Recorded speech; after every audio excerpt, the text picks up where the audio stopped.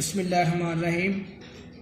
आज का हमारा जो सेकंड लेक्चर है वो एप्लीकेशन ऑफ गाज़ीज़ लॉ है। तो बेसिकली जो गाज़ीज़ लॉ है वो इलेक्ट्रिक इंटेंसिटी को कैलकुलेट करने के लिए इस्तेमाल होता है due to different charge configuration. तो इस तरह के केसेस में हम एक इमेजिनरी सरफेस, क्लोज सरफेस जो होती है, हम खुद ही से इमेजिन कर लेते हैं उसको। तो उसमें से जो इलेक्ट्रिक इंटेंसिटी है उस सरफेस में से, उस पॉइंट में से हमने वो कैलकुलेट करनी होती है। तो उस सरफेस को हम कहते हैं गॉसियन सरफेस। तो आज हम इसकी एप्लीकेशन करेंगे तो इंशाल्लाह आपको समझ लग जाएगी। तो इसकी पहली एप्लीकेशन जो मेरे पास है वो electric intensity due to infinite sheet of charge.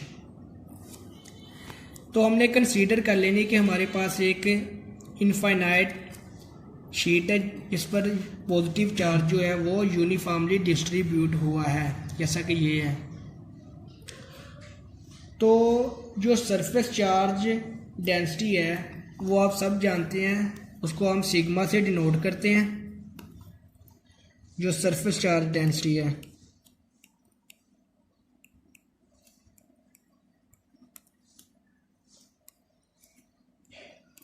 उसको हम सिग्मा से डिनोट करते हैं। तो वो आपके पास आ जाएगी charge over area of that surface. इसमें से अगर हम चार्ज की वैल्यू निकालें तो आपके पास चार्ज की जो वैल्यू है वो आ जाएगी, ये एरिया इसके साथ मल्टीप्लाई हो जाएगा। तो चार्ज की वैल्यू आपके पास ये आ गई। तो इसको मैं इक्वेशन 1 मार्क कर लेता हूँ। खैर, अब हमने जो है इलेक्ट्रिक इंटेंसिटी निकालनी है इस शीट की वजह से, इनफाइनाइट शीट ऑफ चार्ज की वजह से।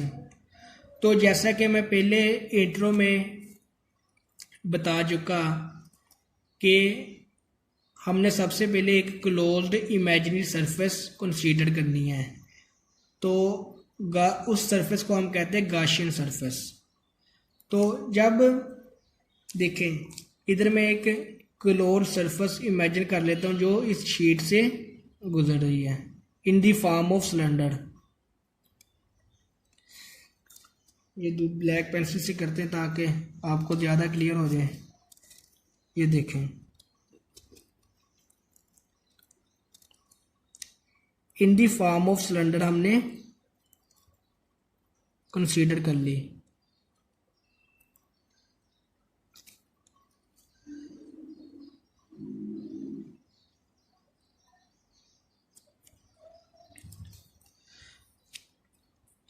ये गॉसियन सरफेस हमने कंसीडर की इन दी फॉर्म ऑफ सिलेंडर।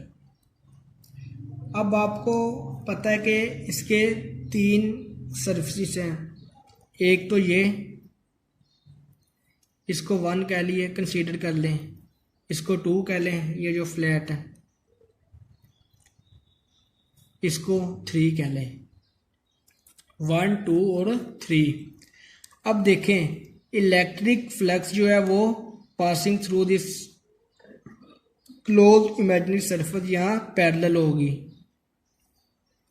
यानी कि आपके पास जो इलेक्ट्रिक फ्लक्स ये भी इधर को है और आपका जो एरिया है इस सरफेस का वो भी इस साइड को ही है। इसी तरह जब दूसरी साइड पर जाएंगे तो आपके पास इसका एरिया इस तरफ होगा और जो इलेक्ट्रिक फ्लक्स है वो भी पैरेलली इसमें से पास कर रही है। ठीक है। अब ये रहेगी चीज़, जो दरमियान वाला इसका फेस है, जो दरमियान वाली जो हमने स्केच कंसीडर किया, इसका एरिया तो देखें, एरिया इसका अपवर्ड है,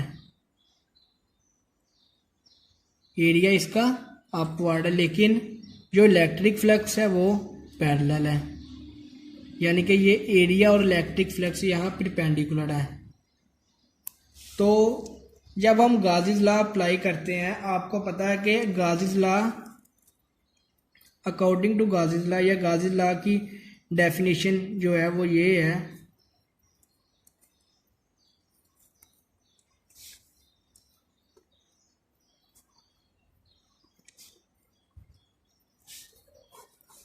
गाज़ीज़ लॉ हमें ये कहता है कि total flux passing through the closed surface is equal to 1/एप्सिलॉन time charge enclosed by that surface. सही है, यानी कि इलेक्ट्रिक फ्लक्स जो है वो आपके पास गाज़ीज़ लॉ बताता है कि 1/एप्सिलॉन time charge enclosed by that surface.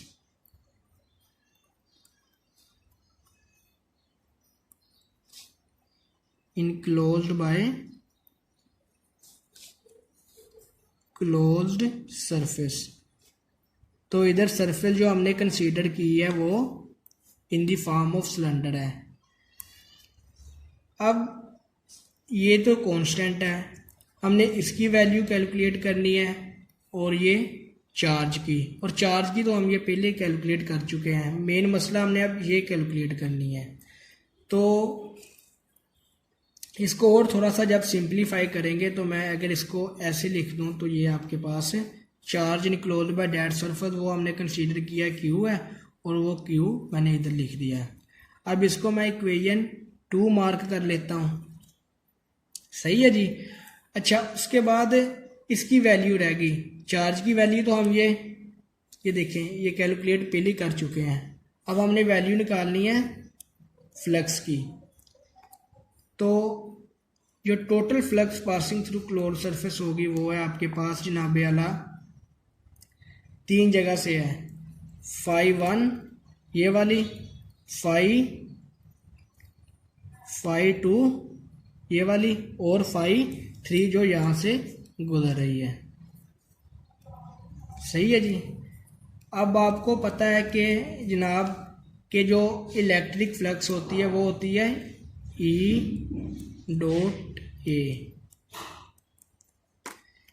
सही है। उसके बाद इधर भी हम इस तरह लिखेंगे E.A, इधर भी एज इट इज ही आ जाएगा E.A। तो जब हम डॉट प्रोडक्ट ख़त्म करेंगे, जैसा कि आप फर्स्ट ईयर में पढ़ चुके हैं, तो cos थीटा आ जाता है, E.A cos थीटा, इधर भी E.A cos थीटा और इधर भी E.A cos थीटा। अब ये E.A cos theta, E.A cos theta, E.A cos theta तो आ गया, लेकिन अब थीटा की वैल्यूज इन सरफेस में डिफरेंट है। अब ये देखें, ये जो फर्स्ट है इसमें देखें एरिया और इलेक्ट्रिक इंटेंसिटी यानी कि फ्लक्स जो है वो आपस में E और A एक दूसरे के पैरेलल हैं। जब दो चीज़ें पैरेलल होती हैं तो हम जानते हैं कि एंगल हमारे पास आ जाता है 0। इधर देखिए, जब दूसरी सरफेस है यहाँ E और A एक दूसरे के क्या है, परपेंडिकुलर है। क्या है, परपेंडिकुलर। तो थीटा कितना आ गया आपके पास 90, 0 डिग्री 90 डिग्री। तो ये फिर वैसे ही E और A यहाँ थर्ड में फिर पैरेलल है, तो थीटा फिर आपके पास आ जाएगा, फिर आपके पास 0 डिग्री आ जाएगा। तो आप जानते हैं कि cos 0 आपके पास क्या होता है 1, इधर भी 1 आ गया, और cos 90 आपको पता है कि 0 होता है, तो इसकी जगह 0 लिख दिया, तो ये फिर 1 ही आ गया। तो ये जब 1 से मल्टीप्लाई होगा ये फिर ये आ जाएगा।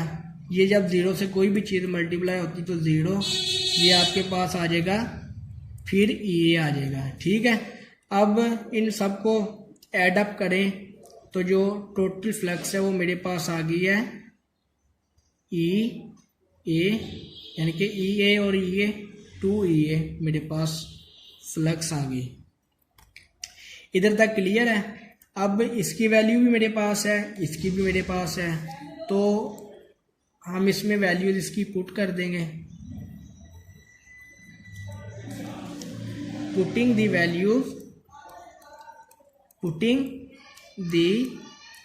values of phi e and q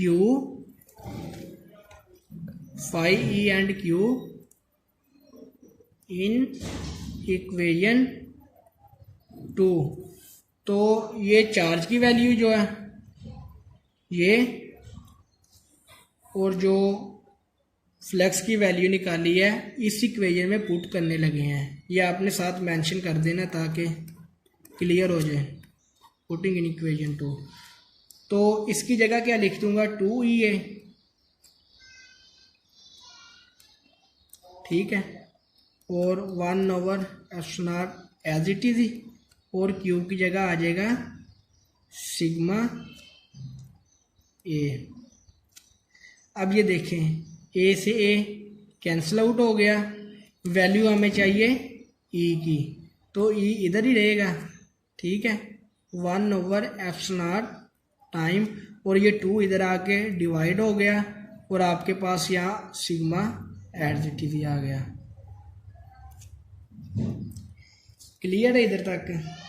अगर आप इसको कंबाइन करके लिखना चाहें तो एज इट इज़ भी लिख सकते हैं, या एज इट इज़ भी लिखते हैं, कोई बात नहीं, इस तरह भी आप लिख सकते हैं। ये मेरे पास इलेक्ट्रिक फ्लक्स आ गई थ्रू इलेक्ट्रिक इंटेंसिटी आ गई through infinite sheet of charge. अगर हम इसको वेक्टर फॉर्म में लिखें, इसी चीज़ को अगर हम वेक्टर फॉर्म में लिखें, वो मेरे पास इस तरह होगी। इन वेक्टर